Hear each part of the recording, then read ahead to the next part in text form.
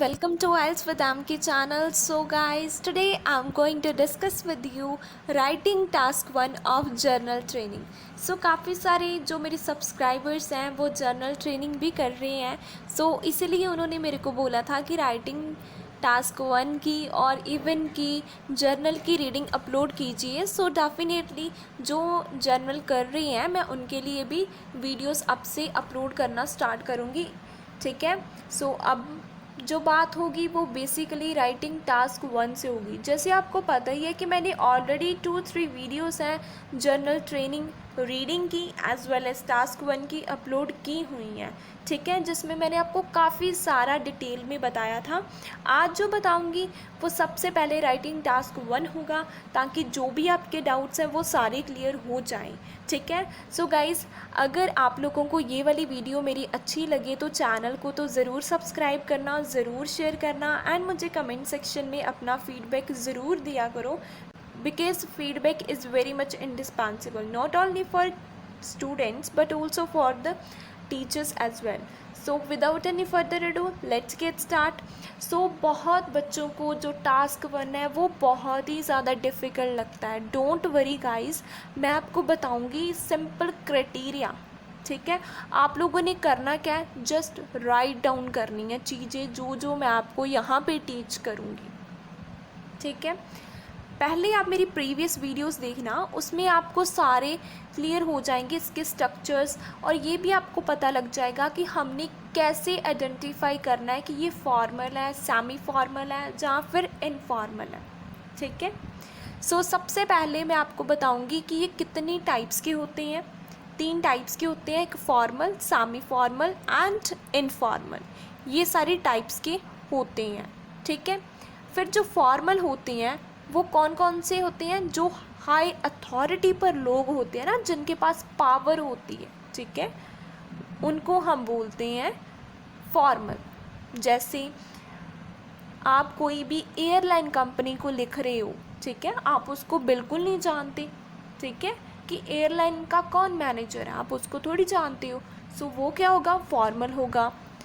और अगर आप कोई दूसरी कंपनी के मैनेजर को लिख रहे हो, जैसे आप एक कंपनी में काम कर रहे हो लेकिन आप किसको लिख रहे हो, बी कंपनी के मैनेजर को लेटर लिख रहे हो, सो ये भी क्या आएगा, फॉर्मल में कंसीडर किया जाएगा, क्योंकि आप उसको नहीं जानते हो, सिर्फ बिजनेस पर्पस है, आप उसको जस्ट लेटर लिख रहे हो. सो वो क्या होगा, आपका फॉर्मल कंसीडर किया जाएगा जब आप लोग अननोन कंपनी को या फिर हाई अथॉरिटी वाले लोगों को लिखते हो, क्या, लेटर. ओके. अब सेमी फॉर्मल क्या होता है, सेमी फॉर्मल वो होता है जिसको आप कभी एक बार मिल चुके हो, जैसे आप शॉप पे गए थे, वहाँ पे आप शॉपकीपर के साथ मिले हो, तो वो क्या होगा, आपका सेमी फॉर्मल होगा. अपनी खुद की कंपनी के मैनेजर को आपने क्या लिखना है, लेटर लिखना है. मींस आप एक कंपनी में काम करते हो और इसी कंपनी के मैनेजर को आपने क्या लिखना है, लेटर लिखना है. ठीक है, तो क्या होगा, ये सेमी फॉर्मल होगा. अगर एक कंपनी ने बी कंपनी के मैनेजर को लिखना होता तो क्या हम इसको कंसीडर करते कि ये फॉर्मल है, क्योंकि आप बी कंपनी के मैनेजर को थोड़ी जानते हो. अब जो अपनी कंपनी के मैनेजर को तो आप जानते हो, चाहे वो आपका फ्रेंड नहीं है लेकिन जानते तो हो ना उसको. सो उसको आप क्या कंसीडर करोगे कि वो सेमी फॉर्मल होगा. आई होप अच्छे से क्लियर होगा. शॉपकीपर के मैनेजर को लिख रहे हो, ठीक है, अपनी कंपनी के मैनेजर को लिख रहे हो, अपने नेबर्स की कंप्लेन के लिए लिख रहे हो, तो वो भी सेमी फॉर्मल में आता है. आई होप अच्छे से क्लियर होंगे आपको ये दोनों. सो अब आएगा हमारा इनफॉर्मल. बहुत ही ज़्यादा इजी है. जो अपने फ्रेंड्स को लिखते हो, अपने फैमिली मेम्बर्स, रिलेटिव्स को जो लिखा जाता है वो सारा किस में आता है, इनफॉर्मल में आता है. ओके. आई होप अच्छे से आपको क्लियर होगा कि हम किसको फॉर्मल बोलते हैं, किसको सेमी फॉर्मल बोलते हैं एंड किसको हम इनफॉर्मल बोलते हैं. पहले आपको इसका डिफ्रेंशिएट करना बहुत ही ज़्यादा इम्पॉर्टेंट है, आपको आना चाहिए ये. ठीक है. अगर आप डिटेल में इसकी वीडियो चाहते हो तो मैंने ऑलरेडी अपलोड की हुई है, आप प्लेलिस्ट पर जाके वहाँ पे चेकआउट कर सकते हो. ठीक है। अगर अथॉरिटी वाले लोग होंगे तो फॉर्मल होगा। अगर अपनी कंपनी के मैनेजर या किसी शॉपकीपर के मैनेजर को लिख रहे हो तो वो किस में आएगा, सेमी फॉर्मल में आएगा। अगर अपने नेबर्स की कंप्लेन कर रहे हो तो भी किस में आएगा, वो सेमी फॉर्मल में आएगा। इनफॉर्मल में आपकी फैमिली, आपके फ्रेंड्स, आपके रिलेटिव्स हैं, वो सारे कहाँ पे आएंगे, इनफॉर्मल में आएंगे। सो अब हम बात करते हैं फॉर्मल लेटर का स्ट्रक्चर। सबसे पहले आपने क्या लिखना होता है, dear sir and madam. Dear sir and madam, ये आपने लिखना होता है, क्योंकि आपको ये थोड़ी पता है कि अब एयरलाइन कंपनी में जो मैनेजर है उसका क्या नेम है, वो लड़की है या फिर लड़का है। आप दोनों में से कुछ भी लिख सकते हो, ठीक है। डियर सर और मैडम, कभी भी उसका नेम आप लोगों ने नहीं लिखना है। डियर सर लिखो या फिर डियर मैडम लिखो, ठीक है। फिर आती है आपकी opening line, I am writing this letter to inform you about. मैं ये लेटर लिख रही हूँ आपको इन्फॉर्म करने के लिए। ये होती है हमारी ओपनिंग लाइन। फिर उसके बाद आपने एक्सप्लेन करने हैं बुलेट पॉइंट्स। जो आपको क्वेश्चन में बुलेट पॉइंट्स गिवन होते हैं वो आपने एक्सप्लेन करनी है, ठीक है। एक बुलेट पॉइंट को आपने एक बीपी में डिफाइन करना है, ठीक है। सेकंड बुलेट पॉइंट को आपने सेकंड बीपी में करना है। थर्ड बुलेट पॉइंट को आपने थर्ड बीपी में करना है। मीन्स सभी जो बुलेट पॉइंट्स होते हैं उनके सेपरेट क्या बनते हैं, बीपीज बनते हैं, ओके। नेक्स्ट आता है हमारा क्लोजिंग लाइन। क्लोजिंग लाइन में आपने क्या लिखना होता है, I look forward to hearing from you. ये वाली जो लाइन है ये फॉर्मल के लिए यूज़ की जाती है, ओके। और फॉर्मल लेटर में कभी भी शॉर्ट फॉर्म्स का यूज़ नहीं करना है। जैसे आप लिखते हो ना इजेंट, इस तरीके के जो वर्ड्स हैं उसका यूज़ नहीं करना है। जैसे कैनॉट हो गया है ना, शॉर्ट फॉर्म हम लिख देते हैं, ये फॉर्मल में अलाउड नहीं होती हैं। आपने इनका यूज़ नहीं करना। आपने अपने दिमाग में रखनी है कि शॉर्ट फॉर्म का यूज़ तो कभी भी नहीं करना है आप लोगों ने फॉर्मल लेटर में, ठीक है। और लास्ट में क्या आता है हमारा, योर्स फेथफुली। अब फॉर्मल लेटर एफ से स्टार्ट हो रहा है और यहाँ पे क्या आएगा, फेथफुली आएगा, ठीक है। और यहाँ क्या लिखना है, अपना खुद का फुल नेम लिखना है। जो भी आपका नेम है वो आपने यहाँ पे लास्ट में लिख देना, ठीक है। और ओपनिंग में कभी भी इनका नेम नहीं लिखना, डियर सर और मैडम लिखना है, ठीक है। आप इसको नोट डाउन कर सकते हो अपनी नोटबुक पर। नेक्स्ट है हमारा सेमी फॉर्मल। सेमी फॉर्मल में आपने क्या करना होता है कि पर्सन का जो लास्ट नेम होता है ना वो आपने लिख देना है। जैसे मैंने यहाँ पे रैंडमली चूज़ किया है मिस्टर स्मिथ, ठीक है। आपने ये लिख देना है, उसका फर्स्ट नेम नहीं लिखना, लास्ट नेम लिखना है सेमी फॉर्मल में, ठीक है।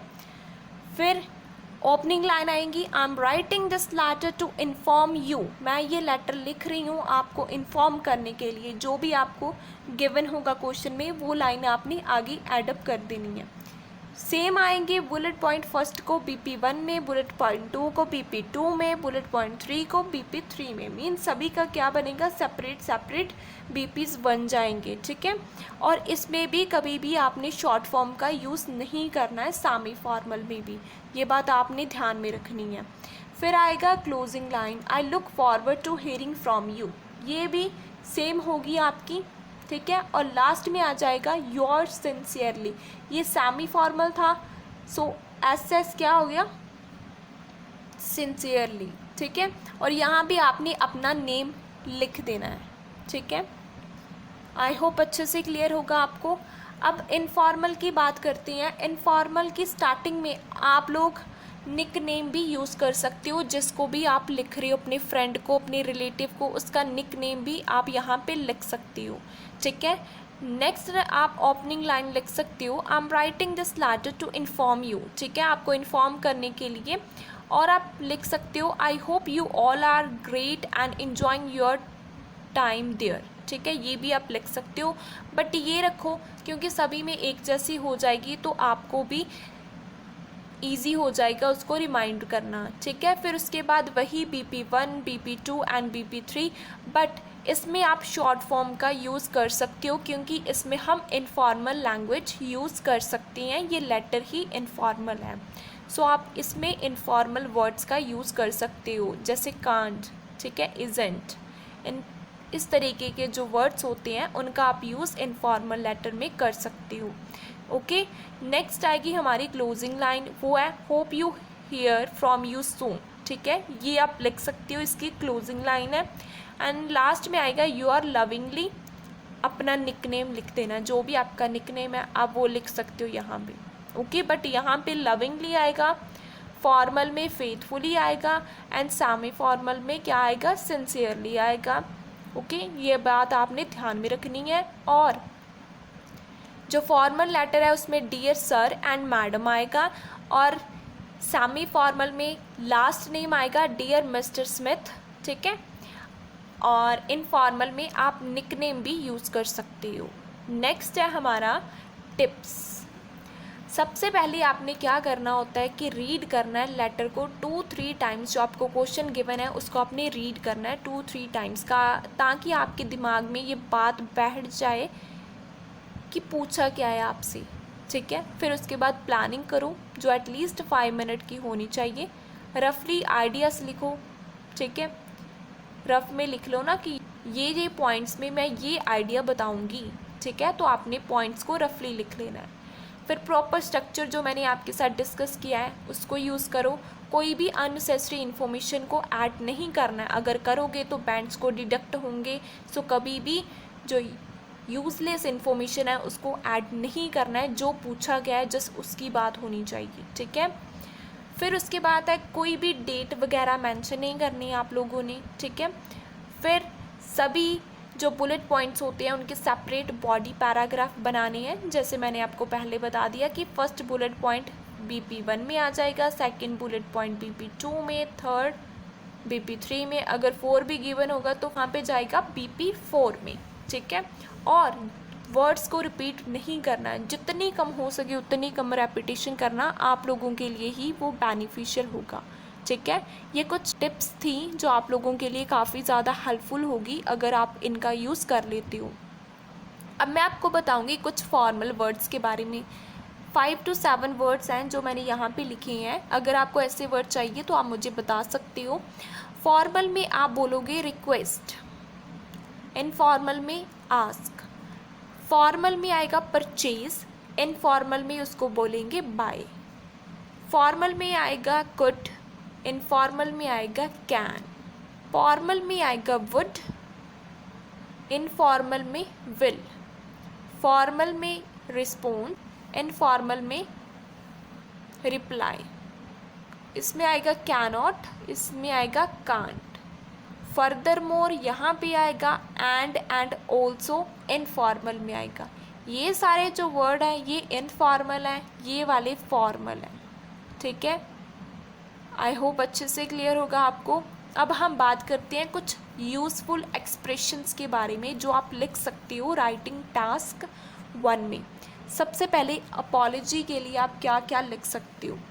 Please accept my sincere apology for, जिस चीज़ के लिए आप अपॉलजी कर रहे हो वो आपने आगे लिख देना है, बाकी लाइन आपने सेम ही रहने देनी है, उसमें कोई भी चेंज करने की ज़रूरत नहीं है। I am very sorry about, आप किस चीज़ के लिए सॉरी कर रहे हो वो आपने आगे लिख देनी है, लेकिन स्टार्टिंग आप ऐसे कर सकते हो। फिर उसके बाद है हमारा हेल्प के लिए, अगर आप बोल रही हो तो आप कैसे करोगे। I would appreciate it if you could, ठीक है। ये वाली लाइन आप लिख सकते हो जब आपको बोला होगा कि आपने हेल्प लेनी है, ठीक है। सो आप ये वाली लाइन बोल सकते हो।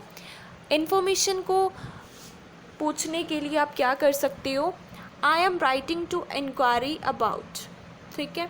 I am writing to find out about, जिस चीज़ के बारे में आप इंक्वायरी चाहते हो वो आगे आपने लिख देनी है। I would like to know about, ठीक है।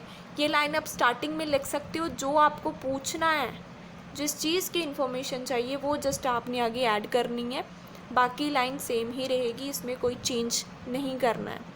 कंप्लेन के लिए आप बोल सकते हो I am writing to express my dissatisfaction with, जिस चीज़ से आप सेटिस्फाई नहीं हो वो चीज़ आपने लिख देनी है कि मैं इस चीज़ के बारे में आपको कंप्लेन करना चाहती थी।